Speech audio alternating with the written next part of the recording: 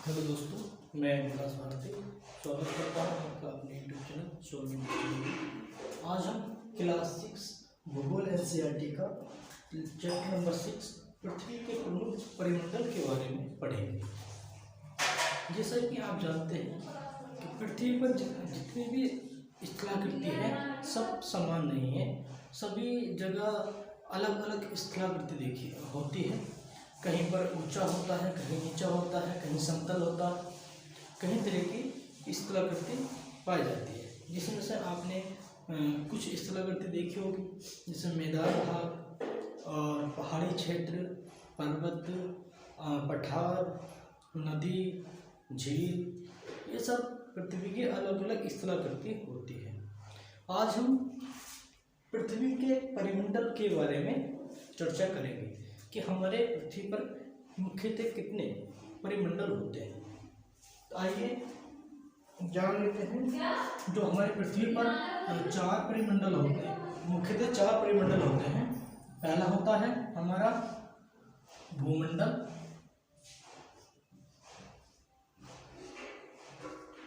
दूसरा होता है हमारा वायुमंडल, तीसरा होता है हमारा जलमंडल और चौथा होता है हमारा जीवमंडल। ये सभी हमारे पृथ्वी के प्रमुख परिमंडल है। भूमंडल, वायुमंडल, जलमंडल एवं जीवमंडल। आइए हम इनके बारे में एक एक करके चर्चा करते हैं। पहले हम ले लेते हैं भूमंडल।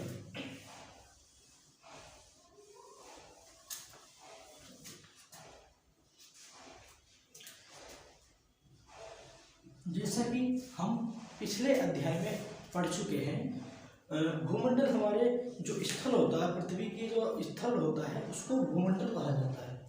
जैसे कि हम जानते हैं हमारी पृथ्वी के कुल क्षेत्रफल का लगभग 70% क्षेत्रफल पर जल उपस्थित है और 30% क्षेत्रफल पर हमारा भूमंडल स्थित है।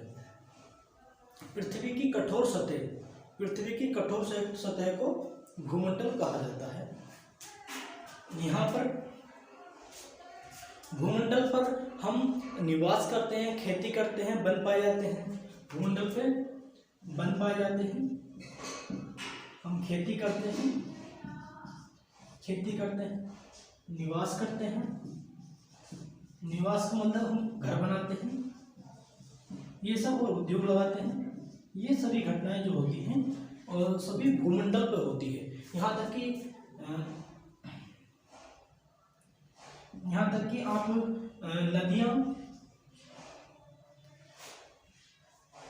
नदी भी भूमंडल पर होती है, झील भी भूमंडल पर होती है। ये सभी चीजें हमारे भूमंडल पर होती है। आइए हम भूमंडल को कुछ महाद्वीपों के रूप में पढ़ते हैं। जैसे कि आप जानते हैं भूमंडल जो है हमारा 7 महाद्वीपों में बटा हुआ है। हमारा भूमंडल 7 महाद्वीपों में बटा हुआ है। आइए हम उनके नाम जान लेते हैं। पहला महाद्वीप है हमारा सबसे बड़ा महाद्वीप एशिया महाद्वीप।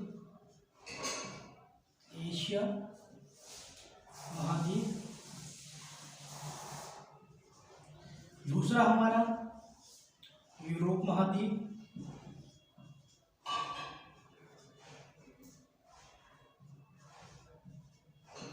तीसरा हमारा अफ्रीका महाद्वीप।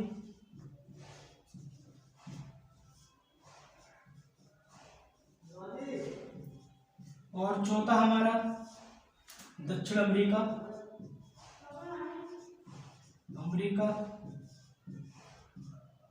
महाद्वीप। और हमारा 5वां है उत्तरी अमेरिका महाद्वीप।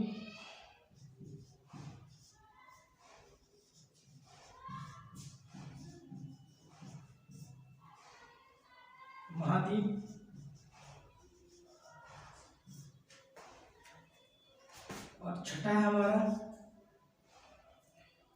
हमारा ऑस्ट्रेलिया महाद्वीप।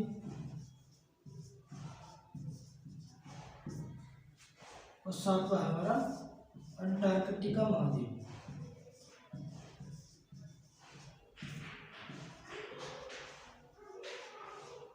ये हमारे 7 महाद्वीप हैं: एशिया महाद्वीप, यूरोप महाद्वीप, अफ्रीका महाद्वीप, दक्षिण अमेरिका महाद्वीप, उत्तरी अमेरिका महाद्वीप और ऑस्ट्रेलिया महाद्वीप और अंटार्कटिका महाद्वीप। आइए हम इनको एक एक करके जान लेते हैं।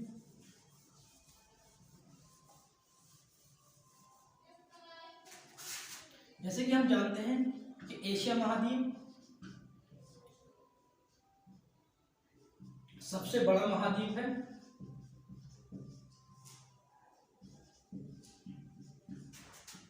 बड़ा महाद्वीप है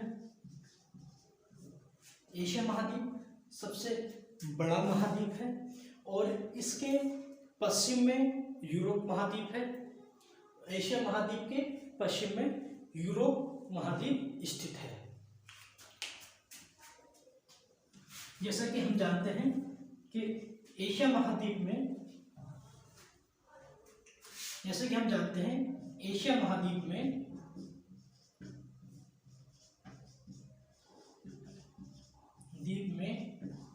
दुनिया की सबसे ऊंची चोटी,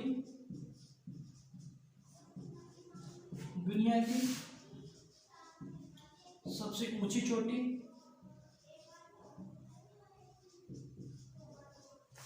माउंट एवरेस्ट,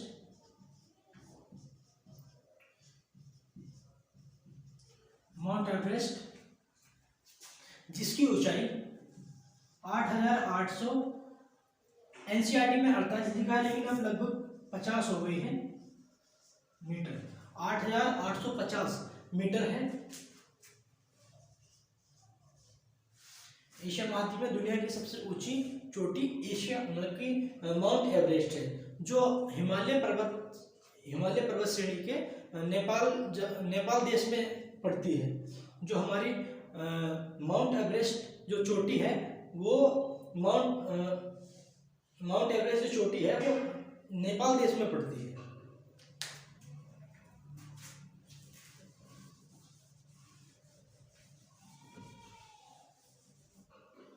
दूसरा आता है हमारा यूरोप।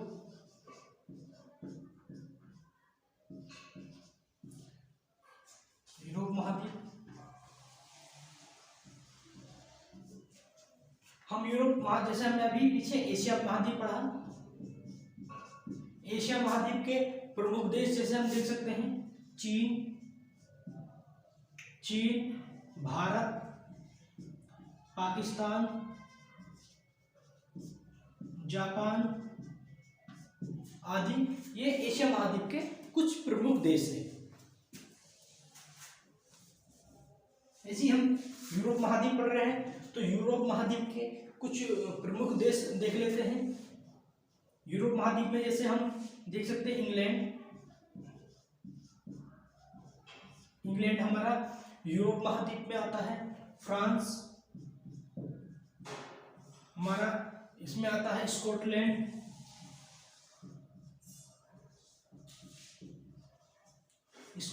हमारा यूरोप महाद्वीप में आता है। और हमारा ये कुछ प्रमुख देश हैं जो हमारे यूरोप महाद्वीप में आते हैं। एक वेल्स है,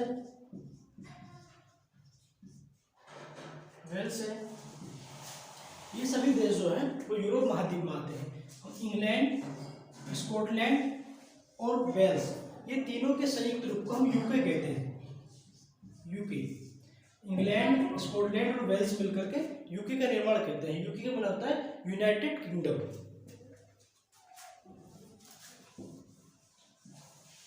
उसके बाद आता है हमारा अफ्रीका महाद्वीप। अफ्रीका महाद्वीप यूरोप महाद्वीप के दक्षिण में स्थित है। जो अफ्रीका महाद्वीप है वो यूरोप महाद्वीप के दक्षिण में स्थित है। इसके प्रमुख देश हम जैसे दक्षिण अफ्रीका,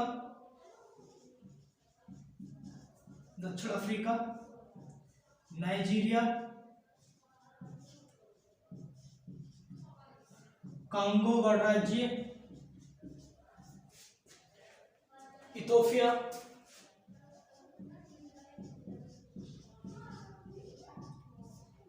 मिस्र, उसके प्रमुख देश हैं। अब हम अफ्रीका महाद्वीप की सबसे ऊंची चोटी की बात कर लेते हैं।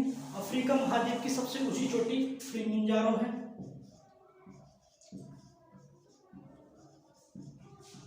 अफ्रीकी महाद्वीप की सबसे ऊंची चोटी किलिमंजारो है।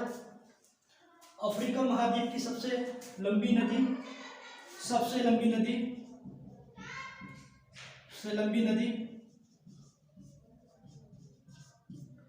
अफ्रीका महाद्वीप की सबसे लंबी नदी हमारी नील नदी है।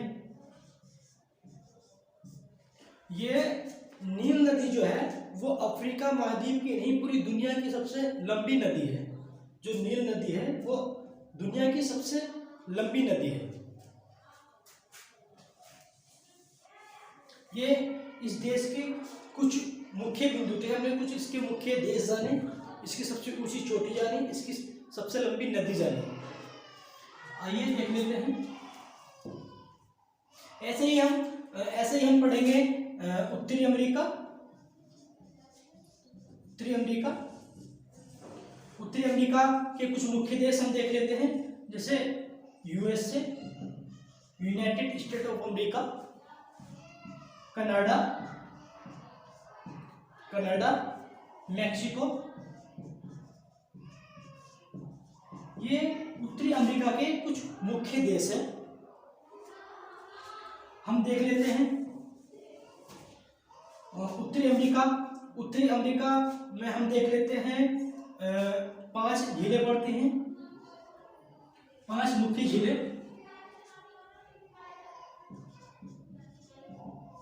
5 मुख्य झीलें हमारे उत्तरी अमेरिका में पड़ती है। जैसे सुपीरियर, इन 5 झीलों में से सबसे मुख्य जो झील है वो सुपीरियर है, जो मीठे पानी की सबसे बड़ी झील है सुपीरियर। ऐसे और भी ओंटारियो वगैरह और भी झीलें हैं। हम दक्षिण अमेरिका को जान लेते हैं।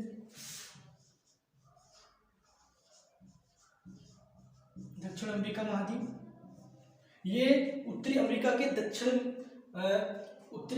दक्षिण हिस्से में स्थित है, दक्षिण महाद्वीप। अभी हमने पीछे अफ्रीका महाद्वीप पढ़ा था। अफ्रीका महाद्वीप एक ऐसा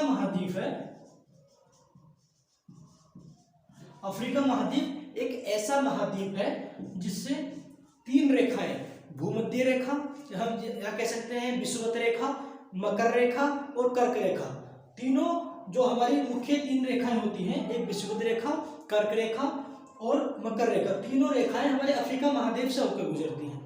ये इसके एक मुख्य बिंदु था अफ्रीका महाद्वीप का। आइए हम दक्षिण अमेरिका महाद्वीप पे आ जाते हैं। दक्षिण अमेरिका महाद्वीप के कुछ मुख्य देश देख लेते हैं हम, जैसे ब्राजील। हम दक्षिण अमेरिका में हमारा ब्राजील पड़ता है, और हम इसके बारे में देख लेते हैं। इसका मुख्य देश ये है, और भी काफी सारे दक्षिण अमेरिका के देश हैं। हम देख लेते हैं अमेजन नदी हमारे दक्षिण अमेरिका में पड़ती है, जो दुनिया की सबसे बड़ी नदी है। उसके अफवाह तंत्र को यदि देखें, उसके पानी की अफवाह को देखते हुए दुनिया की सबसे बड़ी नदी है। सबसे लंबी नदी जो हमने अभी पढ़ी नील नदी, वो अफ्रीका में थी, लेकिन सबसे बड़ी नदी ये दक्षिण अमेरिका में पड़ती है।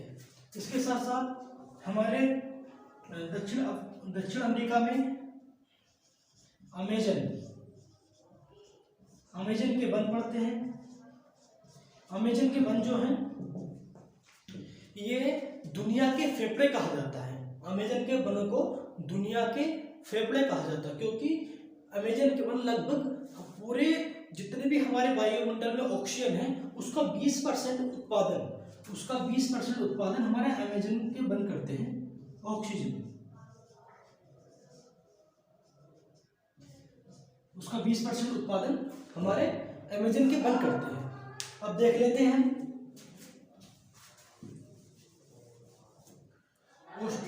ऑस्ट्रेलिया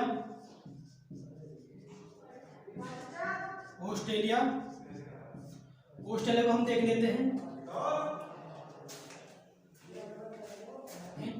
यदि हम ऑस्ट्रेलिया महाद्वीप के मुख्य देशों को देखें तो एक ऑस्ट्रेलिया है, ऑस्ट्रेलिया, और दूसरा न्यूजीलैंड है, न्यूजीलैंड है। और ये मुख्य दो देश हैं जो ऑस्ट्रेलिया महाद्वीप में हैं। आइए हम इसके जो प्रमुख नदी है ऑस्ट्रेलिया की उनके बारे में जान लेते हैं। प्रमुख नदी ऑस्ट्रेलिया महाद्वीप की जो ऑस्ट्रेलिया देश में पड़ती है, एक मरे नदी, दूसरी डार्लिंग नदी। ये दो नदी ऑस्ट्रेलिया महाद्वीप की सबसे प्रमुख नदी है। बात करते हैं अंटार्कटिका महाद्वीप की।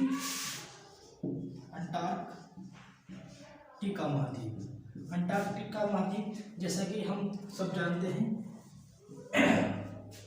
ये हमारे दक्षिण ध्रुव पर स्थित है। दक्षिण ध्रुव पर यहाँ पर बहुत कम ही लोग निवास करते हैं। यहाँ पर ज़्यादातर बर्फ से ढका रहता है।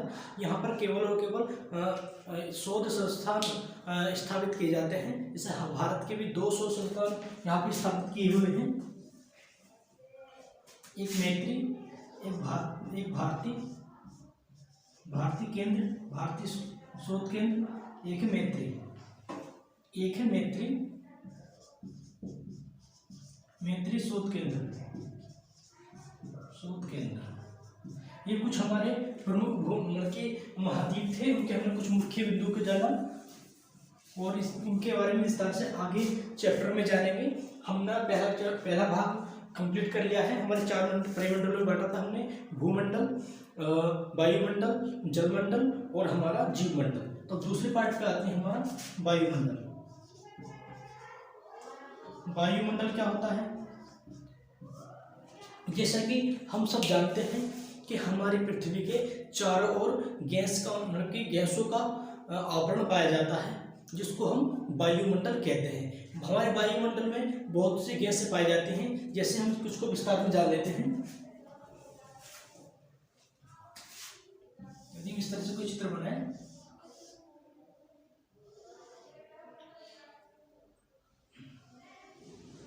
ये नाइट्रोजन होता है, ये लगभग 78% होता है।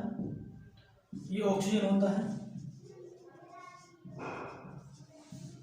ऑक्सीजन लगभग 21% होता है। और हमारा 0.9% ऑर्गन होता है। और हमारा एक होता है हमारा ऑर्गन के अलावा अन्य गैस होती है। अन्य गैसें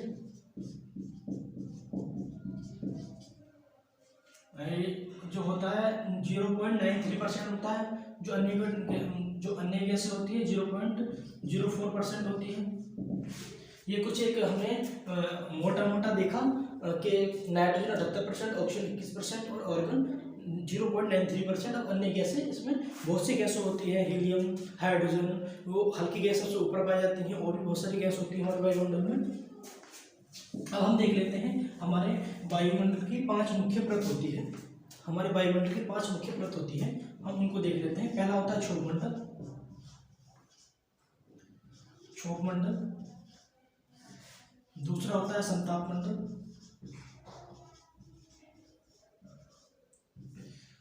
और तीसरा होता है मध्यमंडल,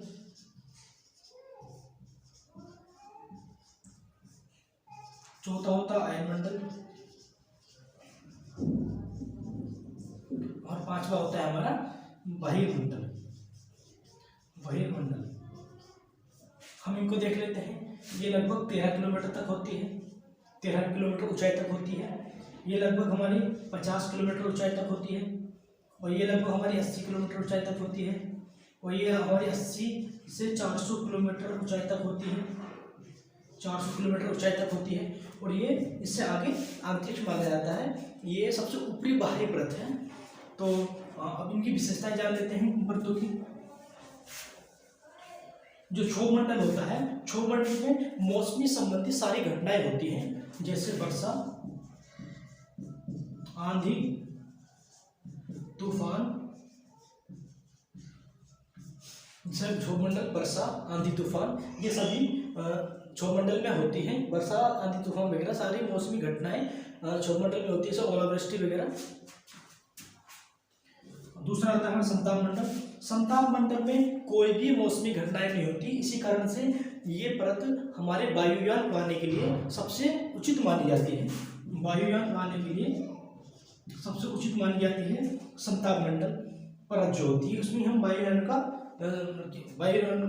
को उड़ाते हैं। और इसके अलावा इसमें ओजोन परत पाई जाती है। ओजोन परत पाए जाने के कारण ये परत हमारे लिए बहुत ही महत्वपूर्ण है, क्योंकि ओजोन परत सूर्य से आने वाली बहुत सारी हानिकारक किरणों को रोक लेती है। यदि वो सूर्य से आने वाली हानिकारक किरणें ओजोन परत न रोके, तो यदि वो डायरेक्ट पृथ्वी पर आएगी तो वो हमें बहुत ज़्यादा नुकसान पहुँचाएगी। कुछ वनस्पति बिल्कुल विलुप्त हो जाएगी, वो जानवरों में और हम मनुष्यों में बहुत सारे रोग संचारित हो सकते हैं। तो हमने दो इसके महत्वपूर्ण बिंदु जाने। मध्य मंडल को देख सकते हैं। मध्य मंडल में हम देखते हैं उल्कापिंड जो होती है, उल्कापिंड अंतरिक्ष से आते हैं पत्थर के टूटे हुए टुकड़े के रूप में, वो मध्य मंडल में आकर के उसके घर्षण से, यहाँ मध्य मंडल में स्थित गैसों के घर्षण से ये उल्कापिंड जल जाते हैं। इससे कि या तो वो ऊपर ही सब जल के राख हो जाते हैं, या फिर बहुत ही कम मात्रा में हमारे पृथ्वी पर आ पाते हैं। एक अगली परत है हमारी आयन मंडल। आयन मंडल में सारी हमारी जो सैटेलाइट होती हैं, जो संचार सैटेलाइट के माध्यम से अपने संचार जो कम्युनिकेशन होता है उसको सुचारू रूप से रखते हैं, वो सारी सैटेलाइट हमारे आयन मंडल में होती है। क्योंकि यहाँ पे बहुत सारे आयन वाली गैसें पाई जाती हैं, जिससे कि हमारी जो रेडियो तरंगे होती हैं वो आयन मंडल से टकरा करके वापस आ जाती हैं हमारी पृथ्वी पर, जिससे हमारी कम्युनिकेशन बना रहता है। एक बहिर्मंडल होता है। बहिर्मंडल की सबसे मेन बात है कि इसमें दो गैसें पाई जाती हैं। पहली होती है हीलियम प्लस हाइड्रोजन। हीलियम और हाइड्रोजन गैस जो होती है वो बहिर्मंडल में पाई जाती है, क्योंकि ये सबसे हल्की गैस होती है, सबसे ऊपर पाई जाती है। ये हमने जाना अब तक वायुमंडल के बारे में। आइए जलमंडल के बारे में जान लेते हैं। जलमंडल नंबर 3 जलमंडल।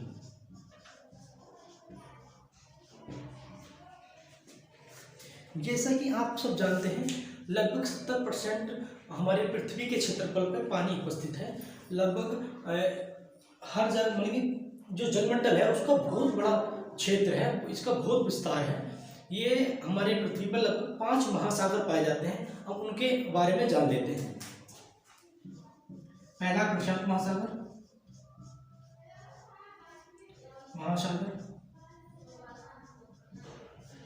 दूसरा हमारा हिंद महासागर, तीसरा है अटलांटिक महासागर, और चौथा है हमारा दक्षिणी सागर, दक्षिणी महासागर, और पांचवा है हमारा आर्कटिक महासागर।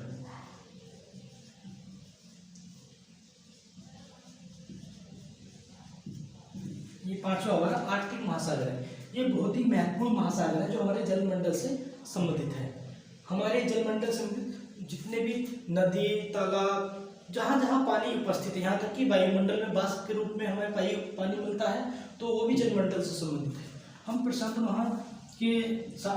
महासागर के बारे में एक बहुत जरूरी बात जान लेते हैं। प्रशांत महासागर में मेरियाना गर्त पाई जाती है। मेरियाना गर्त जो है वो पृथ्वी का सबसे गहरा बिंदु है। इसकी गहराई लगभग 11,022 मीटर है। इसकी जो गहराई है लगभग 11,022 मीटर है, इसलिए ये महत्वपूर्ण है। आइए, हमने अब तक जाना भूमंडल, वायुमंडल और जलमंडल। हमारा अंतिम और लास्ट आता है चौथा आता हमारा जीवमंडल। जीवमंडल क्या है?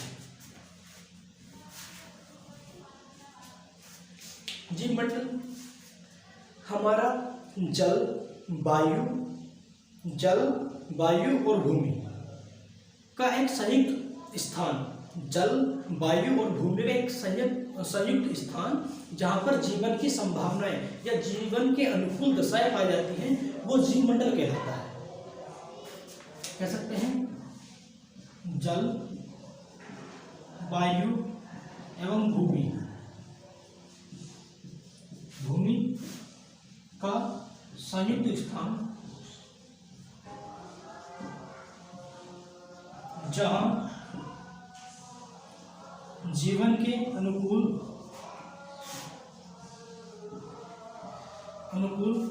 जहाँ जीवन के अनुकूल परिस्थिति पाई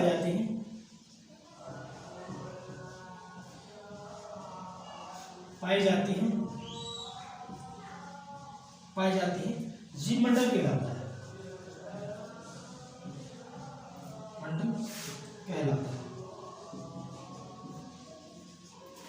जल मतलब जलमंडल, वायुमंडल और भूमि यानी स्थलमंडल, ये तीनों संयुक्त रूप से जो स्थान होता है जहाँ पर जीवन की संभावनाएं होती हैं, जीवन के अनुकूल दशाएं होती हैं, वो जीवमंडल कहलाता है।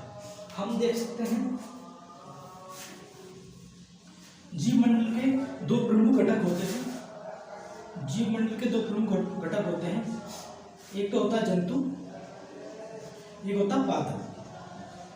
जंतु जितने भी हमारे पशु होते हैं, जानवर होते हैं, मनुष्य होते हैं, सब जंतु वर्ग में आते हैं। जितने भी पेड़ पौधे होते हैं, शैवाल होती है, ये सब पादप वर्ग में आते हैं। ये हम इस चैप्टर के कुछ महत्वपूर्ण परिमंडल के बारे में जाना। हमने चार महत्वपूर्ण परिमंडल पढ़े। पहला पढ़ा हमने भूमंडल, उसके बाद वायुमंडल, उसके बाद जलमंडल और अंतिम में पढ़ा हमने जीवमंडल। हम इनके बारे में एक एक महत्वपूर्ण बिंदुओं को जाना। मैं आशा करता हूँ कि आप इनको भली भांति समझ गए होंगे। आइए अगले चैप्टर पे चलते हैं।